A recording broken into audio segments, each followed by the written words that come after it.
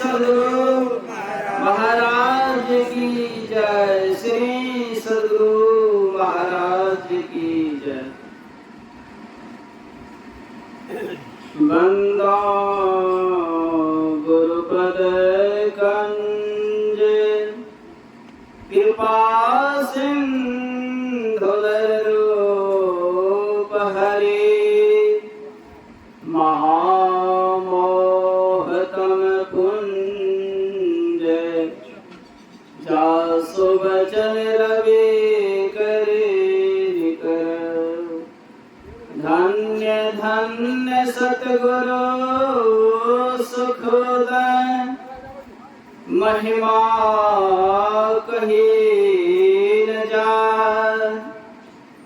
जो कछो कहो तो मेरी कृपा मोते कछु बसाय।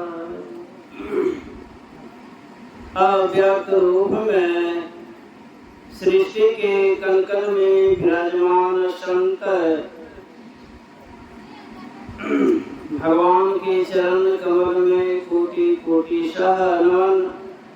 व्यक्त रूप में मंचासीन स्वामी ओंकार जी महाराज के चरण कमल में कोटि कोटि सह नमन। सत्संग प्रेमी माता एवं भक्तिमती बहनों, यह आवाज जहाँ तक जा रहा है सबके अंदर में बैठे हुए परमात्मा को मैं बार बार नमन करता हूँ।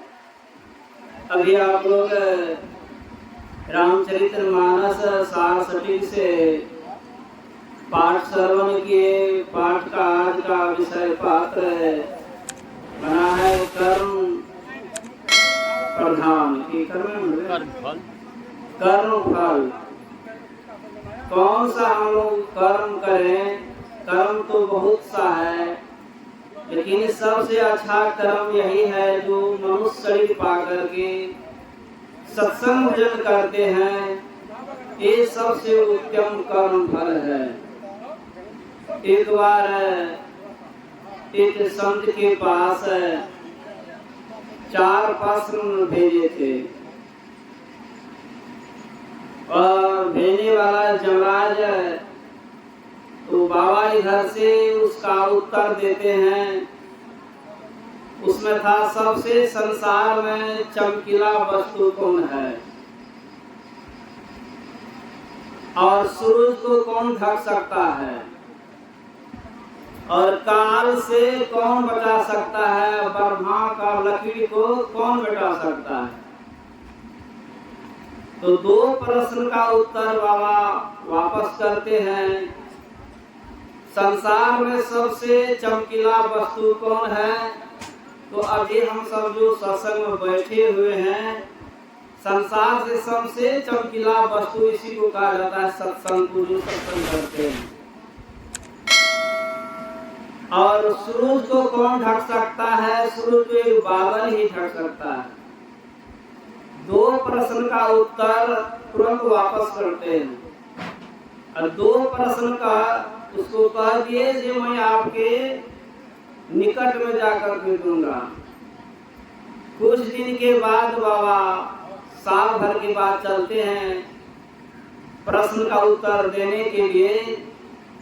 वहां जब जाते हैं तो एक चिलवा साथ में था। चिलवा को भेज दिए उस तांत्रिक के पास, कहते जाइए उसे भिक्षा लेकर के आइए। जैसे जाता है भिक्षा लेने के लिए श्रापित करता है, जाइए कल सूर्य उदय होते होते आपका मृत्यु हो जाएगा। बड़ा जटिल।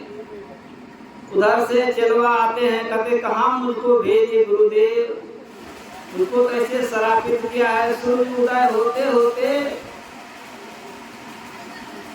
हमारा शरीर फूल जाएगा। कहते कुछ नहीं होगा, आपको कुछ नहीं बिगड़ेगा। शाम का बेला था, गुरु महाराज ध्यान पर बैठ जाते हैं। ध्यान पर बैठ गए, रात जब ढल जाता है तब अनेक रूप से आता है। जमराज के रूप में आता है, काल के रूप में आता है, भैंसा के रूप में आता है, बाघ के रूप में आता है।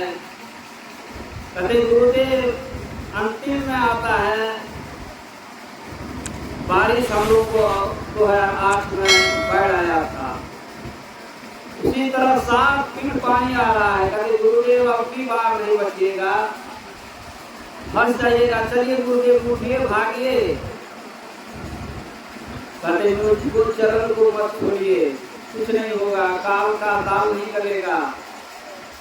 आते आते बाढ़ बगल हो जाता है, बह जाता है। तब अंतिम आता है माँ के रूप में। माँ सबसे प्रिय होता है। कहते माँ के रूप में आते, कहते हैं बेटा भोजन ले लीजिए, रात में आप भोजन नहीं किए हैं।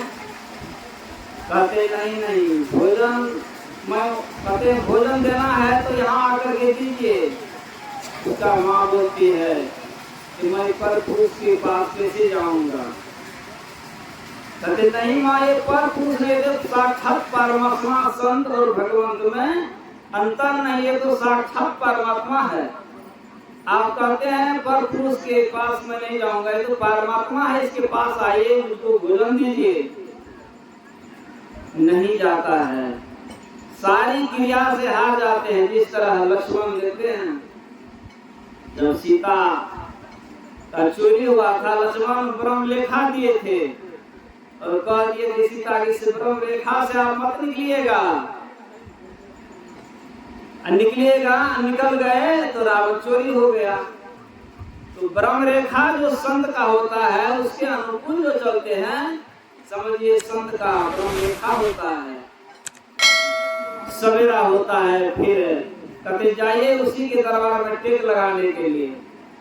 जैसे जाता कहता अरे अभी तक तू आप कैसे बच गया, मुझको मैंने श्रापित किया था, कि कैसे आप बच गया। कहते मैं गुरु की कृपा से होता। गुरु क्या न कर देते हैं। एक बार संसेवी का शरीर का छूटने वाला था और 4 बजे दिन से उसको सिर में दर्द हो रहा था। गुरु महाराज जान गए इसका शरीर 12 बजे रात में छूटने वाला है। क्या हुआ, गुरु महाराज ध्यान पर बैठ गए। ध्यान होते हैं सर्वोपरि होते हैं। ध्यान पर बैठ गए, भोजन बन गया। आश्रम से आदमी आता, कहते चलिए हुजूर भोजन करने के लिए। गुरु महाराज क्या कहते हैं, अभी भोजन मैं नहीं करूंगा, आप लोग आइए भोजन कीजिए। फिर दोहरा करके आते हैं। गुरु महाराज बहुत देर से फटकारते हैं, मेरे आज्ञा का पालन आप लोग नहीं करते हैं, जाइए भोजन करने के लिए। जमराज आकर के पलंग पर में बैठे, आप लोग कहते हैं भोजन करने के लिए। सुबह होता है, 4-3 जब बजता है तो कहते संसेवी जी, हाँ हुजूर आपको माथ का सिर का दर्द ठीक है कि नहीं। कहते हाँ हुजूर अभी मेरा दर्द ठीक हो गया है। तो भूख तो लगा होगा। कहते हाँ हुजूर भूख लगे। बगल में साई स्वामी जी का आश्रम थे, निवास। कहते साई, कहते हाँ हुजूर, कितने संत में रहते हैं। हाँ हुजूर, अरे रात में संसेवी जी ने खेलते कुछ खाने की व्यवस्था। हाँ हुजूर, चना थे तो वह था चना शक्कर मिलाकर संसेवा के दलखिन। तब कहे आप ध्यान करे ले, खा पी के ध्यान करे ले बैठ जाती हो जाए। लेकिन ध्यान से क्या होता है। और ब्रह्मा के लकीर को कौन बचाया, तो संत ने। और काल से कौन बचाया, तो संत ने। अगर संत के शरण में चले जाते हैं, जिस तरह बच्चियां छूटी रहती है, उसका शादी विवाह जब हो जाते हैं तो उसका रखवार कौन बन जाता है, पतिदेव बनता है। कि सब कुछ समर्पण उस पति पर कर देते हैं, माँ बाप पति पर सौंप देते हैं और उसका निगरानी कौन करते हैं, तो हम करते हैं, माता पिता करते हैं। ठीक उसी प्रकार परमात्मा रूपी पति पर ही हम सब निछावर कर दें तो हम लोग को काल नहीं खाएगा। काल से बच जाइएगा, जमराज के मार से बच जाइएगा। लेकिन संसेवा कैसे बच गए, गुरु के शरण में थे और गुरु महाराज को कहना पड़ा। रावण 3 प्रश्न रखा था। यहाँ से मृत लोक से स्वर्ग लोक में ले जाऊंगा सब नर को, और आप इच्छा वर्षा आप पिता के रहते पुत्र का मृत्यु नहीं होने दूंगा। लेकिन रावण नहीं कर पाया एक भी प्रश्न का। लेकिन गुरु महाराज ऐसे थे, गुरु महाराज बोले से अगर संसेवी मेरे सामने में चला जाता तो लोग हाहाकार मचता। देखिए गुरु महाराज अभी तक है संसेवी, इसी उसका संसार चले गए। तो काल से कौन बचाया? तो गुरु देव ने बचाया। गुरु ऐसे होते हैं, गुरु इतने करते हैं, भक्त को क्या करते हैं? गुरु खोले 3 द्वार, आपके द्वार जो बंद रहते हैं उस द्वार को खोलने वाला एक गुरु होता है। गुरु खोले 3 द्वार, वो ब्रह्मांड में पसार, लेकिन ज्योति अपार भजो सब गुरु जी। ऐसे गुरु को हम सब यदि नहीं करेंगे तो उस मनुष्य का दुर्भाग है। कहते फुटल मनुष्य के भाग, गुरु गम नहीं रहे। उस मनुष्य को भाग फूट जाता है जो गुरु के शरण में अभी तक नहीं आए हैं। तो कहने सुनने का वो सुन रहे हैं। हम लोग के बीच में स्वामी जी बैठे हुए हैं, उनके मुखारबिन से सुनेंगे तो अधिक लाभ होगा। सुनकर के जीवन में उतारने का प्रयास कीजिए, तब अधिक लाभ होगा। सुनी समझी जन उदित मना, मज्जहि अति अनुराग, लहि 4 फल असतनो, साधु समाज परियार। जो सुन करके अपना अंदर में मंजन करते हैं, धारण करते हैं, 4 फल मिलता, अर्थ धर्म काम, अंतिम में मोक्ष। कितने लाभ होता है। श्री सद्गुरु महाराज की जय।